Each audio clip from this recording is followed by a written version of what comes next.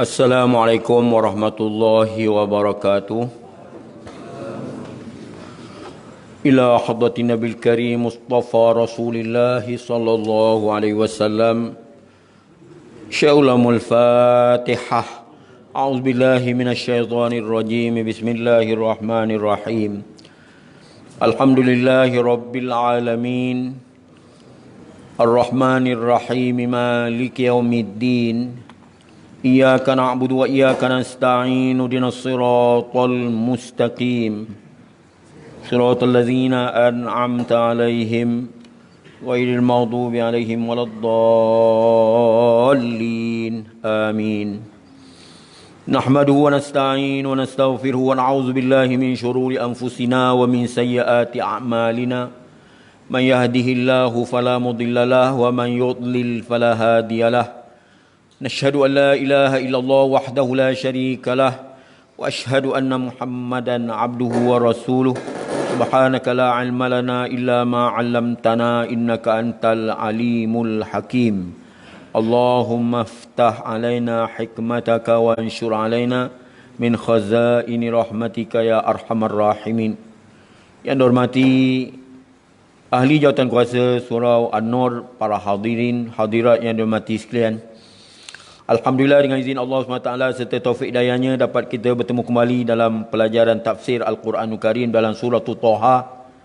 Dalam surah Taha ayat 123. Ayat 123. Yang berbunyi qalah bita minha jami'a. Biasanya saya akan bacakan Al-Quran ayat 123 ni. Sama-sama kita menghayati bacaannya. Mudah-mudahan Allah memberi ketenangan jiwa kepada kita, insya-Allah. A'udzubillahi minasyaitonirrajim. Bismillahirrahmanirrahim. Qala ihbita minha jami'a.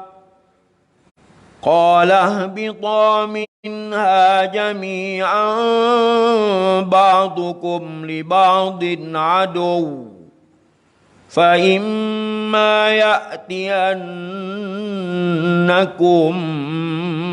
مني هدى فمن اتبع هداي فلا يضل ولا يشقى ومن أعرض عن ذكري فإن له معيشة ضنكا ونحشره يوم القيامة أعمى قال رب لم حشرتني أعمى وقد كنت بصيرا قال كذلك أتتك آياتنا فنسيتها وكذلك اليوم تنسى وكذلك نجزي من أسرف ولم يؤمن بآيات ربه ولعذاب الآخرة أشد وأبقى أفلم يهد لهم كم أهلكنا قبلهم من القرون يمشون في مساكنهم إن في ذلك لآيات لأولي النهى ولولا كلمة سبقت من ربك لكان لزاما وأجل مسمى Sadaqallahul Azim. Hadirin hadirat yang mati sekian, ayat 123 Allah berfirman, yang mana Allah berkata, berangkatlah kamu dari syurga semuanya. Berangkatlah kamu dari dalam syurga semuanya di antara kamu dengan yang lain menjadi musuh. Jika datang petunjuk daripada aku, maka sesiapa yang mengikut petunjukku, tiadalah dia tersesat dan tidak celaka. Allah SWT telah bertitah, telah memerintah ataupun telah bertitah setelah perintahnya dilanggar oleh Nabi Adam dan Siti Hawa dengan katanya, turunlah kamu berdua dari dalam syurga ke muka bumi. Tapi kalau kita tengok pada ayat itu, ada kaitannya dengan perkataan jami'an itu, seluruh keturunan Nabi Adam ini, semuanya akan turun ke dunia. Turunlah kamu berdua, kalau ikutkan semuanya sekali, dari keturunan-keturunannya dari dalam syurga ke muka bumi. Engkau wahai Adam, Hawa dan anak cucu kamu yang menjadi keturunan kamu adalah musuh kepada iblis. Kalau tengok pada ayat di sana, qala bita minha jami'an ba'dukum li ba'din adu. Jadi engkau wahai Adam, wahai Siti Hawa dan anak cucu kamu, anak cucu cicit kamu yang menjadi keturunan kamu adalah musuh kepada iblis dan keturunannya, keturunan iblis. Allah yarham Tok Guru saya dibuat misal iblis ni dia beranak, kepala lutut kanan, kepala lutut kiri. Sebab itu dia duduk depan kita orang masa tu belajar, dia rapatkan kepala lutut tu, dia kata berhamburanlah anak cucu cicit iblis ni keluar daripada antara kepala lutut kiri, kepala lutut kanan. Tapi sumber tu saya tak dapat sampai sekarang. Tapi percakapan Tok Guru saya memang cakap macam tu. Tok Haji Talib Allah yarham, Tok Haji Talib Haji Putih Mana bin Ulum Penanti Bukit Tajam Subang Perai pada masa itu. Itu orang iblis ni. Sebab itu tuan-tuan tengok pada hari ni betapa berkecamuknya manusia antara satu sama lain, bergaduh, berkelahi, bersenggit, tak bersefahaman. Punca-puncanya ialah iblis. Punca-puncanya syaitan merasuk dalam tubuh badan manusia. Sebab itu kalau kita marah anak kita, pastikan percakapan kita bukan memarah anak, bukan membenci anak, tetapi benci dan marah kepada langkah-langkah iblis yang merosakkan anak kita tu sebenarnya. Kita cakap tu terang ni, aku ni bukan marah engkau, aku sayang engkau, tetapi yang aku marah ialah gangguan syaitan yang ada dalam tubuh badan kamu itu. Baru dia jelas, baru dia faham. Kalau tidak kita marah-marah dia, kita ingat dia benci, kita benci dia, kita tak suka dia. Ini jaga kadang-kadang kita berlapik. Pasal kita belajar berdasarkan Quran, hadis. Sebab itu kalau kita marah, jangan kita ikut emosi kita sampai kita kata, aku dah tak suka dah, aku benci dah, aku berputus harang lah kita. Kalau dalam saudara mara macam itulah kadang-kadang. Putus harang lah kita. Kalau putus benang boleh sambung. Cincang air tak putus. Tapi iblis ni suka pecah belah.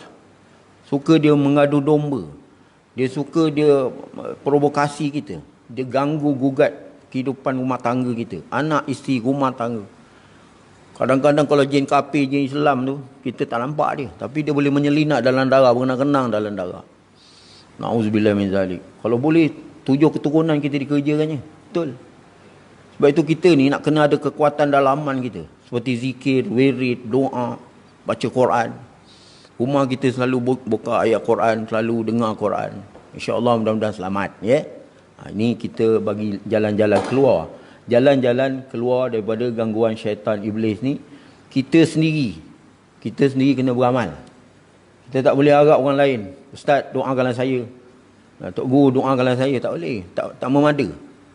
Tok Guru tu pun kalau dia terima cakap orang yang nak berubat tadi, dia kata tak apalah, nanti saya doakan. Tak boleh cakap macam tu.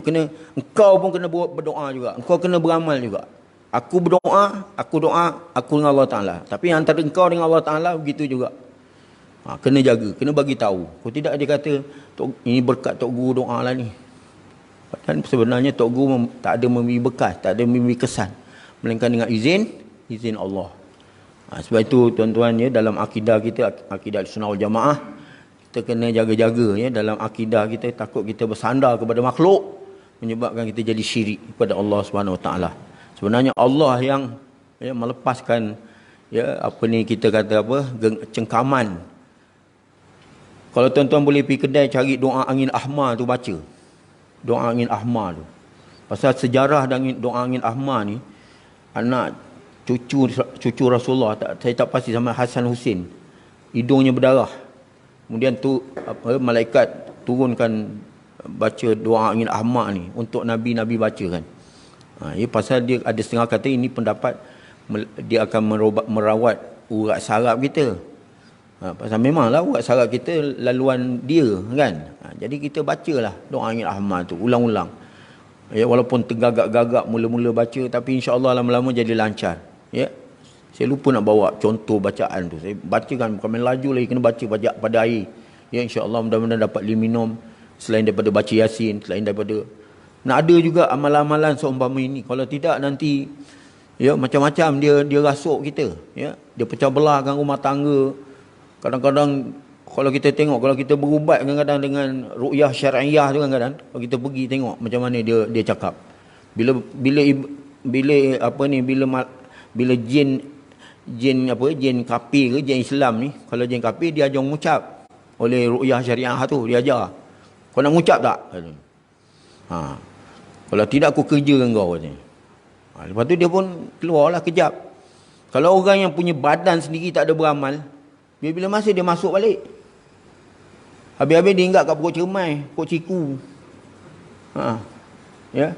Macam kita lah semayang, macam tu juga. Bila takbir tu, bila azan dia cabut lari. Bila kita takbir dia masuk balik. Dalam hati mulalah dalam semayang. Boleh diganggu dalam semayang kadang-kadang. Sampai tak sedar. Tok Imam dah bagi salam. Assalamualaikum warahmatullahi. Dah habis semayang. Bila rokok, bila sujud, tak sedar. Tok dah habis je semayang. Dia punya gangguan tu. Sampai begitu sekali. Auzubillah min zalik. Sebab itu dalam Quran dia sebut walaqad adalla minkum jibillan katsiran afalam takunu taqilun. Walaqad adalla, sesungguhnya telah menyesatkan oleh iblis ini jibillan katsiran, generasi yang begitu banyak.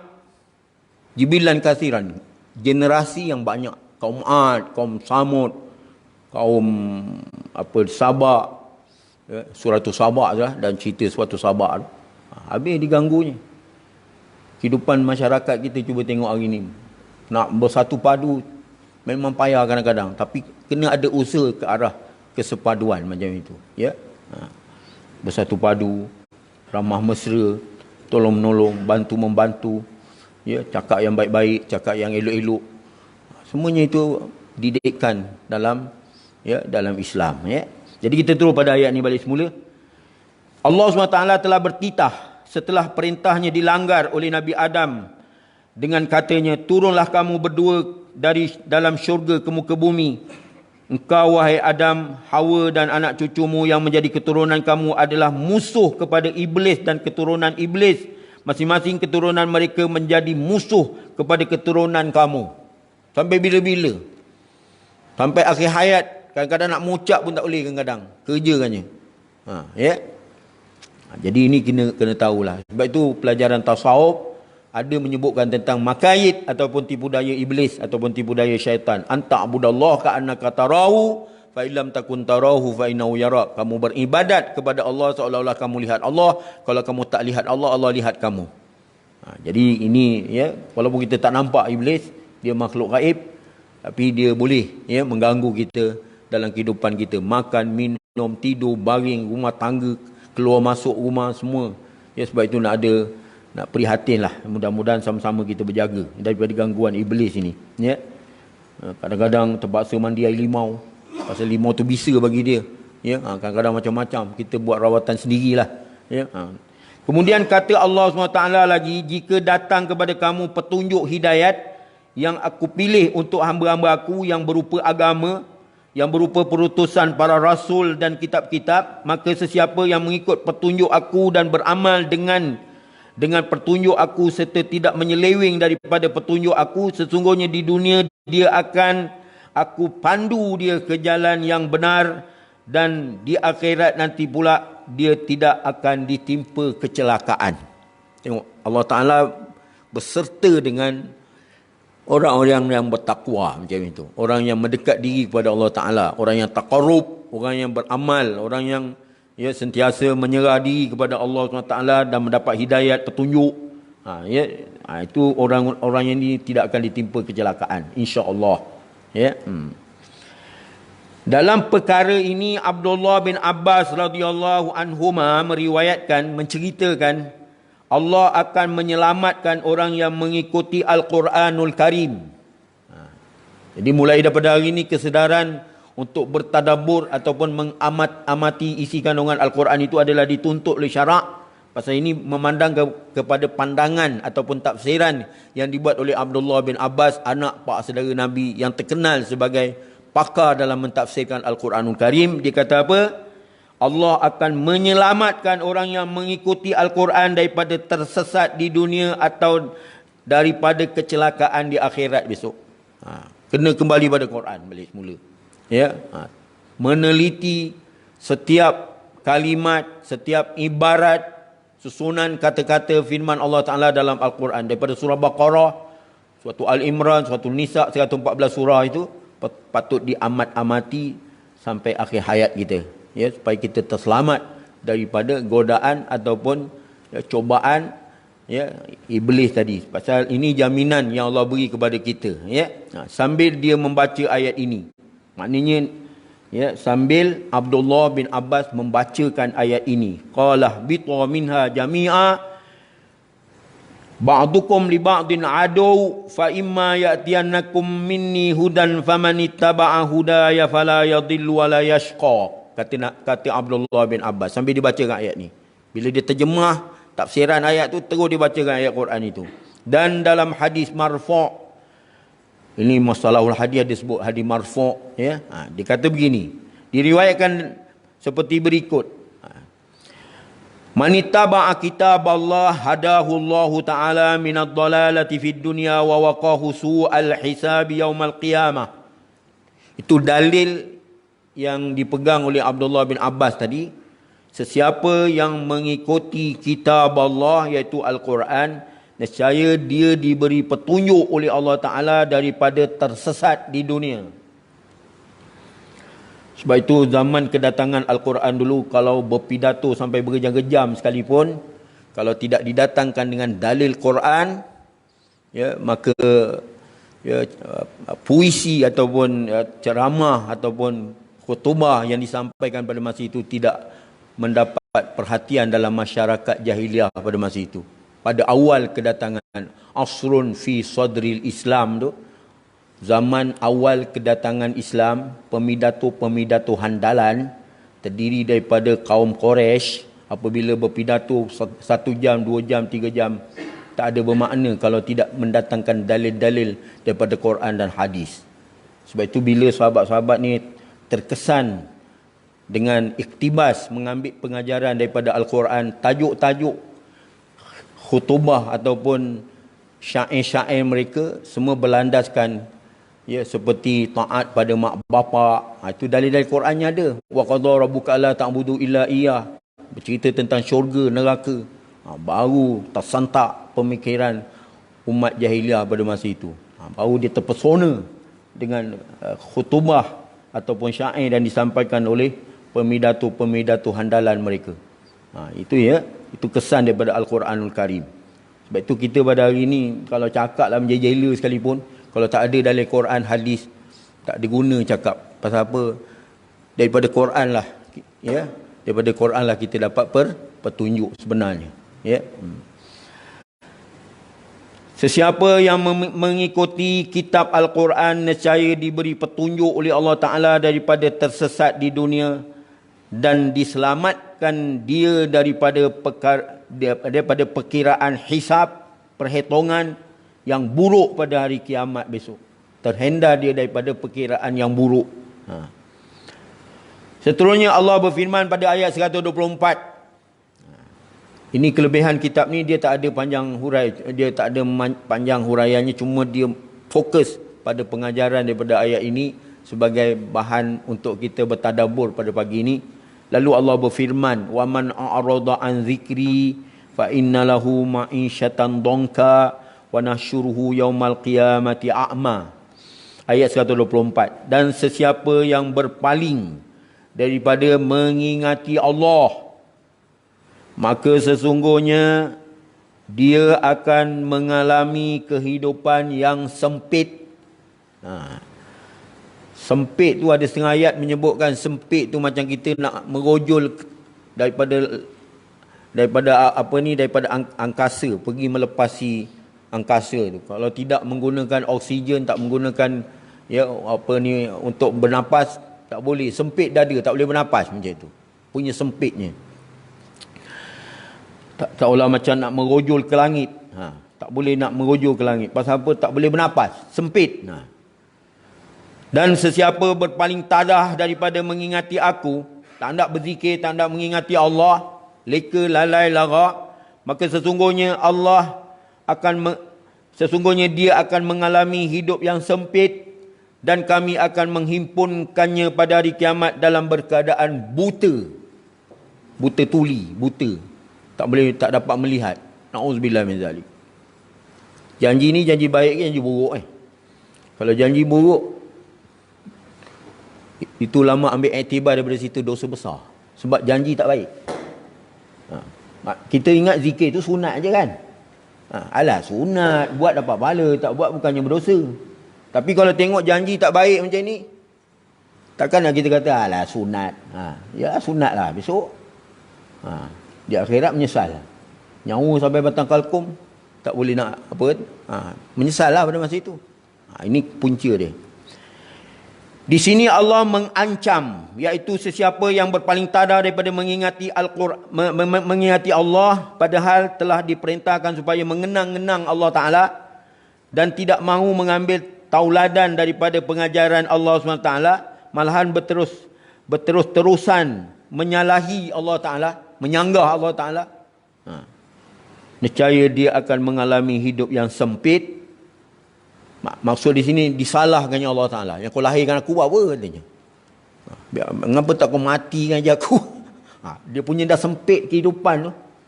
Sampai dah tak boleh nak apa dah, dia salahkan Tuhan balik. Padahal patut dia salahkan diri sendiri. Rabbana zalamna anfusana wa illam taghfir lana wa tarhamna lanakunanna minal khasirin. Allahumma inni zalamtu nafsi zulman katsira wala yaghfiru dzunuba illa anta faghfir li maghfiratan min indika warhamni innaka antal ghafurur rahim. Ayat-ayat macam ni kena baca selalu. Pasal kita banyak melakukan kezaliman pada diri kita sendiri. Mudah-mudahan Allah Ta'ala ampunkan.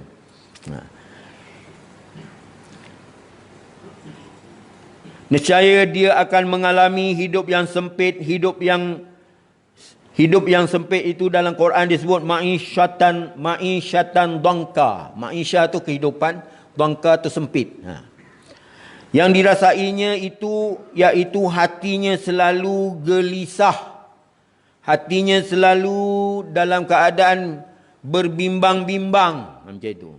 Kerana apa yang dipentingkannya hanyalah kehidupan dunia semata-mata, dengan bertungkul lumus untuk menambahkan penghasilan, dan takut sahaja hasil mahsulnya berkurangan, sehingga perasaan lokek dan bakhil itu sentiasa mempengaruhi jiwanya.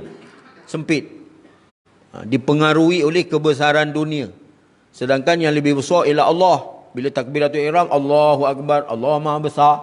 Yang lain semua tak besar, rumah tangga tak besar, anak pinak tak besar, adik-beradik semua tak besar, harta benda, sawah ladang, emas perak semua tak besar, yang besar Allah. Itu maksud dia. Kita takbiratul ihram tu, Allahu Akbar. Terus mi'raj ke langit dalam semayang. As-salatu mi'rajul mu'min, kata Syekh Iqbal. Syekh Iqbal, golongan-golongan ni semua epistemologi Islam. Epistemologi itu maknanya aliran pemikiran Islam. Ulama-ulama ni dianggap sebagai aliran pemikiran Islam. Yusuf Qardawi, ulama-ulama seperti Imam Ghazali, itu semua epistemologi Islam. Hatinya selalu gelisah bimbang kerana ada kerana apa yang dipentingkannya hanyalah kehidupan dunia sahaja dengan bertungkul lumus untuk menambah penghasilan dan takut saja kekurangan sehingga perasaan lokek dan bakhil sentiasa mempengaruhi jiwanya, ataupun dalam hatinya itu sudah tidak ada lagi pada dirinya sifat qanaah, iaitu memadai dengan apa yang ada. Sedangkan dalam satu hadis disebut al-barakatu fil qalil, keberkatan itu terletak pada sedikit. Sedikit yang berkatnya. Ya. Kadang-kadang kita nak banyak tapi tak berkat, kadang-kadang na'udzubillah min zalik, ya. Tapi kalau nak mencari lebih tak ada masalah. Itu memang, ya, kalau digalakkan, man jada wajada, man zara'a hafsada, siapa yang menanam dia menuai, siapa yang sungguh-sungguh dia dapat. Itu masing-masing lah, ya, peranan. Sehingga dia tidak pernah berasa puas. Ini masalah hati ni, ya. Atau dimaksudkan di sini dia hidup dalam maksiat walaupun keadaannya mewah dan senang lenang. Maknanya dia melakukan perbuatan derhaka walaupun kehidupannya senang lenang. Na'udzubillah min zalik. Ini menjadi sempit dada. Ya. Kata Abdullah bin Mas'ud. Ini seorang lagi pakar dalam mentafsir Al-Quranul Karim. Dia ada 4 semua. Abdullah bin Abbas, Abdullah bin Mas'ud, Abdullah bin Amr bin Al-As, Abdullah bin Umar. Abu Hurairah radhiyallahu anhu, begitu juga kata Abu Hurairah dan Abu Sa'id al-Khudri radhiyallahu anhum ajma'in, hidup yang sempit dimaksudkan di sini ialah di dalam kubur. Kerana orang yang semasa berada dalam kubur, tulang rusuknya akan dihimpit oleh tanah. Bumi dihimpit. Baru-baru ni Ustaz Hashim Fikri cerita tentang bumi himpit, betul tak? Ya. Sebagai siksaan yang berterusan hingga datang hari kebangkitan. Ini pun kena doa minta supaya jangan bumi himpit. Ya. Ada pula kaul ataupun pendapat ulama yang mengatakan hidup dalam neraka. Yang kata sempit tu hidup dalam neraka jahanam, memakan buah zakum, ya, iaitu duri, kayu berduri, rislin, air nanah, semuanya itu adalah makanan penduduk neraka. Itu yang dikatakan dia akan menghadapi hidup kesempitan. Ma'isyatan dongka tadi. Dalam hadis marfu' yang diriwayatkan daripada Abu Hurairah radhiyallahu anhu mengatakan bahawa Rasulullah SAW telah bersabda, yang dimaksudkan orang mukmin di dalam kuburnya seperti di dalam taman yang hijau. Orang mukmin, ya. Orang mukmin di dalam kubur seperti di dalam taman yang hijau. Kuburnya itu akan diluaskan selebar 70 hasta. Ini satu hasta ni. Ini 70. 1, 2, 3, 4, 5 sampai 70. Keluasan kubur dia. Ya. Dan bercahaya-cahaya terang benderang laksana terangnya pada malam bulan purnama, bulan mengambang. Dan tahukah kamu mengenai ayat yang diturunkan fa innalahu ma'isyatan dongka? Jawab para sahabat radhiyallahu anhum ajma'in, Allah dan Rasulnya sahaja yang lebih mengetahui. Ini hadis marfu' tadi yang diriwayatkan oleh Abu Hurairah tadi. Ya. Maka kata baginda sallallahu alaihi wasallam, itulah siksaan dalam kubur untuk orang kafir. Orang kafir itu menjadi mangsa kepada 99 ya, 99 natin, ya. Tahukah kamu apa itu natin? Dia adalah 99 ekor ular.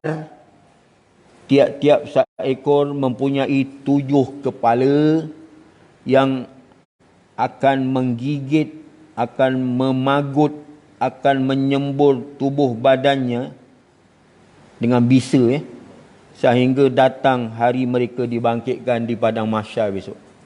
Sampai hari kebangkitan. Fa iza ja'atis sakhah. Tu habuan orang kafir pula. Ya, kau ada degil juga, tak nak masuk Islam juga. Rasalah betapa penderitaan. Ma'isyatan dongka tadi begitu luas pengertiannya dalam tafsiran ini. Ya. Bukan hidup di dunia saja sengsara. Di akhirat pun sengsara. Na'udzubillah min zalik. Wa nahsyuruhu yaumal qiyamati a'ma. Dan kami akan menghimpunkan pada hari kiamat berkeadaan buta tuli. Buta, tak nampak mata. Matanya buta semasa dihimpunkan di padang mahsyar, tetapi apabila masuk neraka hilang butanya agar dia dapat melihat tempat tinggalnya dalam neraka jahanam. Bila dia tengok je neraka, celik terus. Masa dia duduk kat padang mahsyar, buta lagi. Na'udzubillah min zalik. Lalu dia kata apa? Qala rabbi lima hasyartani a'ma wa qad kuntu basira. Dia bertanya kepada Allah SWT, ya Tuhan kami, mengapa engkau himpunkan kami, mengapa engkau himpunkan aku menjadi orang buta padahal aku dulu celik? Ditempelaknya Allah Ta'ala pada masa itu. Dia bertanya kepada Tuhannya mengapa dia dijadikan berkeadaan buta, tidak dapat melihat apa yang ada di sekelilingnya, padahal di dunia dahulu dia dapat melihat. Sebenarnya bandingan ayat ini duduknya di dalam suratul Isra yang berbunyi. Jadi pendekatan ayat lain daripada surah Taha ini. Wa nahsyuruhum yaumal qiyamati ala wujuhim umyan wa bukman wa summa. Dan kami, yakni Allah SWT, akan himpunkan mereka itu pada hari kiamat dengan mukanya telungkup. Muka telungkup ke bawah. Berkeadaan buta lagi, bisu dan pekak. Sampai begitu sekali. Na'udzubillah min zalik. Allahul ladzi khalaqa kulla syai'in. Allah Maha mencipta tiap sesuatu. Fa'alun lima yurid, bersangatan melakukan apa yang dia nak. In yasha' yakun, jikalau dia berkehendak jadi, kalau dia tak hendak berkehendak maka tak jadi. Qala kadzalika atatka ayatuna fanasitaha wa kadzalikal yauma tunsa. Jawab Allah Ta'ala pada hari itu, begitulah hal keadaannya. Engkau telah didatangi keterangan-keterangan kami, keterangan Allah SWT, tetapi engkau melupakannya. Lupa keterangan Allah SWT. Bayan ataupun penjelasan Allah Subhanahu wa taala. Dan begitulah pada hari itu, pada hari ini engkau dilupakan. Inna nasinakum wa dzuqu adzabal khuldi bima kuntum ta'malun. Sekarang masa di dunia dulu kamu lupa aku, sekarang di akhirat aku lupakan kau. Inna nasinakum wa dzuqu adzabal khuldi bima kuntum ta'malun. Rasa azab yang selama-lamanya. Wazuqu azabal khuld bima kuntum ta'malun, dengan apa yang kamu telah lakukan masa di dunia dulu. Itu dalam suatu sejadah kan, kita baca pagi Jumaat tu. Inna nasinakum wazuqu azabal khuld bima kuntum ta'malun. Ya. Begitulah keadaannya orang yang pernah diberikan penjelasan, diberikan keterangan dan bukti kepadanya, tetapi telah dilupakannya bukti dan keterangan itu. Maka begitu pula dilupakan oleh Allah Ta'ala, lalu dibiarkan tinggal dalam neraka Jahannam. Na'udzubillah min zalik. Semua janji tak baik. Kalau tengok pada ayat ni, janji tak baik. Bila janji tak baik, maka ulama putuskan dia sebagai dosa besar juga. Melupakan Allah Ta'ala ni satu dosa besar juga. Pasal kata, bila kita lupa Allah, Allah lupa kita. Macam itu. Wa kadzalika najzi man asrafa wa lam yu'min bi ayati rabbi wa la azabul akhirati ashaddu wa abqa. Ini ayat 127. Daripada 120 apa tadi ya, daripada 123 dah sampai ayat 127 dah. Ya. Dan begitulah kami memberi balasan kepada orang yang melanggar batasan dan tidak mahu beriman dengan keterangan Tuhannya, iaitu Al-Quranul Karim. Dan sememangnya siksaan di akhirat itu sangat keras dan lebih lama. Na'udzubillah min zalik. Demikian Allah menyiksa orang yang melampaui batas disebabkan dia menderhakai Tuhannya, tidak mahu beriman dengan rasul dan kitab yang diturunkan ke atasnya. Jadilah hidupnya sempit di dunia ini, sedangkan di akhirat siksaannya sangat keras dan lebih lama dengan tidak ada batas dan kesudahannya. Ayat-ayat ni sebenarnya menakutkan kita sebenarnya, ya. Tapi takut tu untuk Allah Ta'ala saja, ya. Ittaqullah haqqa tuqatih. Ittaqullah usikum wa iyaya bitaqwallah. Seterusnya Allah berfirman pada ayat 128. Afalam yahdilahum kam ahlakna qablahum minal quruni yamshuna fi masakinihim inna fi dhalika laayatin liulin nuha. Belumkah juga mereka mengambil contoh tauladan? Berapa ramai sudah umat yang terdahulu sebelum mereka kami binasakan. Kaum Ad, kaum Samud, kaum Lut. Ya. Sedangkan mereka ada melalui kesan sejarah, bekas negeri ataupun kesan sejarah tempat kediaman mereka. Siapa yang pernah pergi Laut Mati, siapa yang pernah pergi Madain Soleh, ya, tempat-tempat ni semua bukan tempat gembira seronok kan. Kita pergi tu dalam keadaan bertutup kepala. Kemudian lalu kat situ pun nak segera cepat keluar daripada kawasan tu. Pasal itu tempat yang diazab oleh Allah Ta'ala satu ketika dahulu sebagai pengajaran. Sedangkan mereka ada melalui bekas negeri tempat kediaman mereka. Sesungguhnya pada yang demikian itu sememangnya merupakan bukti yang nyata terang bagi orang-orang yang berakal. Ulin nuha tu makna orang yang matang, ideal, bijak, cemerlang pemikiran macam tu. Pada ayat yang berbunyi afalam yahdilahum, belumkah juga mereka mengambil contoh tauladan? Setelah Allah menyebut tentang orang-orang yang berpaling tadah, tidak mahu mengingat Allah yang dikatakan oleh Allah Ta'ala bahawa mereka akan dibangkitkan pada hari kiamat berkeadaan buta, maka disusuli oleh Allah Ta'ala pula di sini dengan menyebut tentang perkara yang patut diambil contoh tauladan oleh orang-orang musyrik.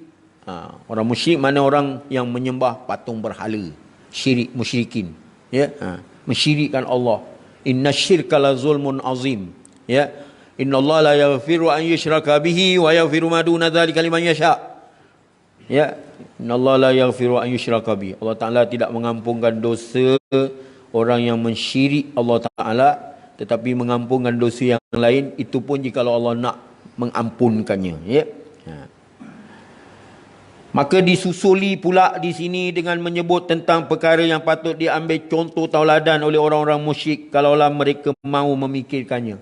Maksudnya orang musyrikin di Makkahul Mukarramah satu ketika dahulu yang dikelilingi Kaabah 360 patung berhala pada masa itu. Ayat ini ditujukan kepada kaum musyrikin Mekah dan yang seumpama mereka yang mendustakan Rasul. Tak mahu juga nak beriman-beriman, payah sangat, ya. Suka bermaharajalela dengan pahaman yang, ya, berbentuk animisme, pahaman hantu setan, hantu syaitan, ya. Dia suka sembah benda-benda tu, benda hantu setan tu. Pasal bila dia sembah tu, benda tu bergerak, ada berbunyi lah, apalah. Ini betul Tuhan kata. Itu yang dia sembah tu. Kita nak berdakwah pun payah. Terpaksa belajar kitab Yajurveda, Samaveda lah apalah. Dia pula templak kita. Aku dah baca Quran, aku dah kaji Quran katanya. Engkau tak Samaveda, kitab Yajurveda dah baca dah. Lepas tu nak pandai bahasa dia pula. Mengarut susah no. Kau nak dapat hidayat, dapatlah. Allah Ta'ala yang bagi hidayat. Ya, orang dah cakap dah tak mau dengar. Susah lah. Memang payah kalau tidak kerana Allah bagi hidayat dan petunjuk, ya. Ayat ini ditujukan kepada musyrikin Mekah dan seluruh kaum musyrikin yang berada di Makkah, seluruh dunia lah, yang seumpama mereka yang mendustakan Rasul.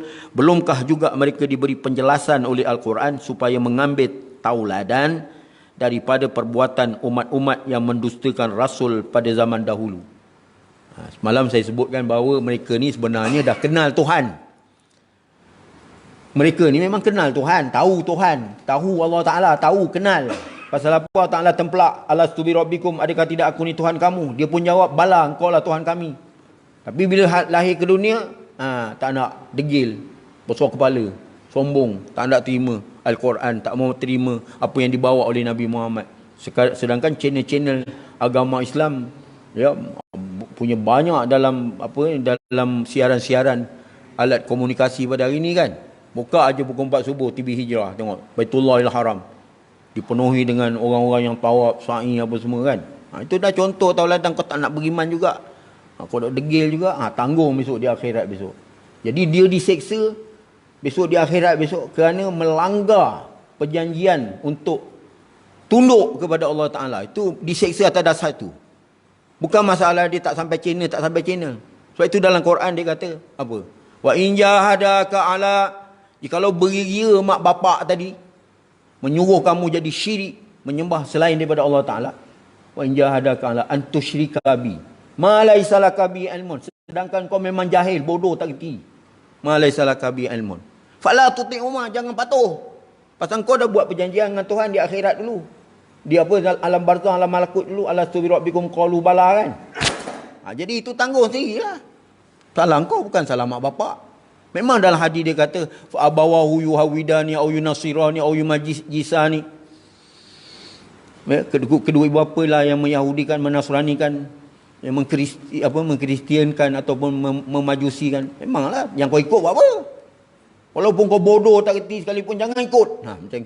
Macam kita datuk nenek kita zaman dulu, kerajaan Majapahit, kerajaan Sriwijaya apa semua, kita nak terima ke? Pasal dia tak betul, sesat, menyembah animisme, hantu syaitan. Lepas tu kita berpegang kepada ulama-ulama yang datang daripada hujat-hujat yang datang daripada Mekah. Anak murid Hasan Basri turun ke tanah Melayu. Anak-anak Paramiswara belajar dengan anak-anak murid Hasan Basri. Jadi kita menerima ajaran agama Islam. Asal usul tanah Melayu ni agama Islam. Islam itu agama Allah, datang dari Allah. Ya. Wa may yabtaghi ghairal islami dinan falan yuqbal. Siapa yang menuntut agama selain daripada agama Allah, iaitu agama Islam, sekali-kali tidak Allah akan terima. Falan yuqbal. Dia kata fala yuqbal, bukan fala yuqbal. Lan yuqbal, selama-lamanya tak diterima oleh Tuhan. Allah tak terima selama-lamanya. Kau buat macam mana pun, buat kebaikan macam mana sekalipun, Allah Ta'ala tak terima kebaikan. Jadi habaan mansura, seperti debu yang berterbangan. Na'udzubillah min zalik. Ya.